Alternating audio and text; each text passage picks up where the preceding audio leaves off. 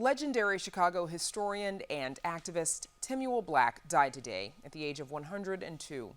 Just a week ago, we learned that Black had entered in-home hospice care as a fundraising page was established to help his wife Zenobia cover the cost of it.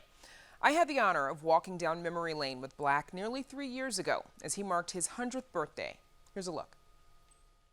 Though many who are lucky enough to reach the age of 100 become forgetful, Timuel Black is not one of them. He still recalls clearly exact addresses at 6230 Vernon and exact dates December the 4th of 1955. From more than half a century ago. It's fitting that a man who would make his living as an historian would live to see so much of it. Black's family migrated to Chicago from Alabama in 1919 when he was less than a year old. Growing up in the notorious Black Belt, he recalls the rules his family was instructed to follow to avoid trouble. Don't spit on the sidewalk. Don't talk too loud. He attended Burke Elementary and DuSable High School. Later, the bombing at Pearl Harbor interrupted his 23rd birthday. While serving in Europe during World War II, a visit to Buchenwald concentration camp would cement his passion for working to make the world better. So I saw Buchenwald, where human beings had been exterminated, systematically burned. Black went on to college at Roosevelt University, then earned a master's degree from the University of Chicago before becoming a teacher. Then he heard a voice on television in 1955.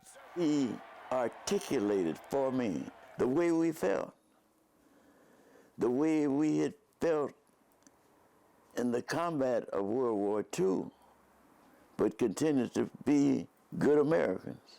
Black would work with Dr. Martin Luther King Jr. when he came to Chicago, and he helped organize the Chicago contingent who went to Washington, D.C. for the historic March on Washington.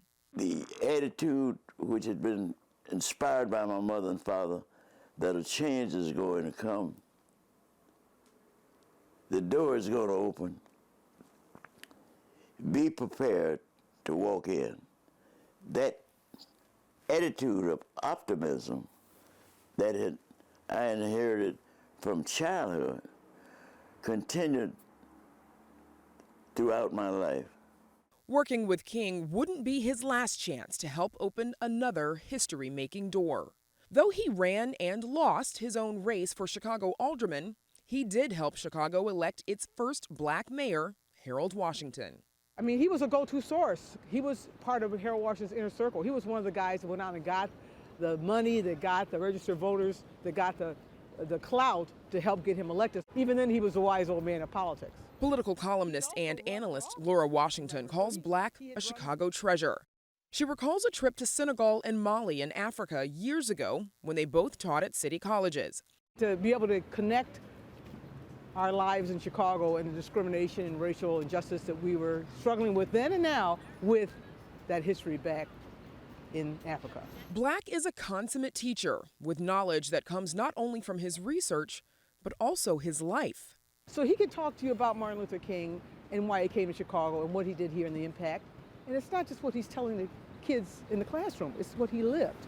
He can tell you about Harold Washington, he can tell you about Carol Moseley Brown, all the major cultural and political moments in our history, he was there for. Another moment he was there for. Hello, Chicago! Seeing the country elect its first Black president, Barack Obama. Barack Obama reached out to him when he was just a community organizer because everyone said, you go to Tim. Have a feeling of great satisfaction, and at this point, a sense of fulfillment. As the end of time comes, I feel satisfied that I have lived a happy, productive life for myself and for others.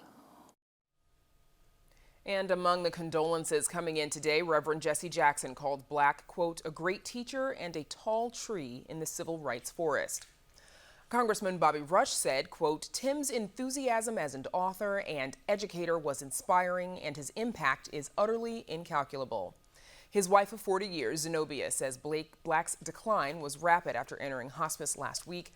Now, that fundraising page that we mentioned earlier, it has reached more than $112,000. No funeral arrangements have been announced just yet. And we'll, of course, have more on the life and legacy of Timuel Black on Chicago Tonight Black Voices this Saturday at 6:30.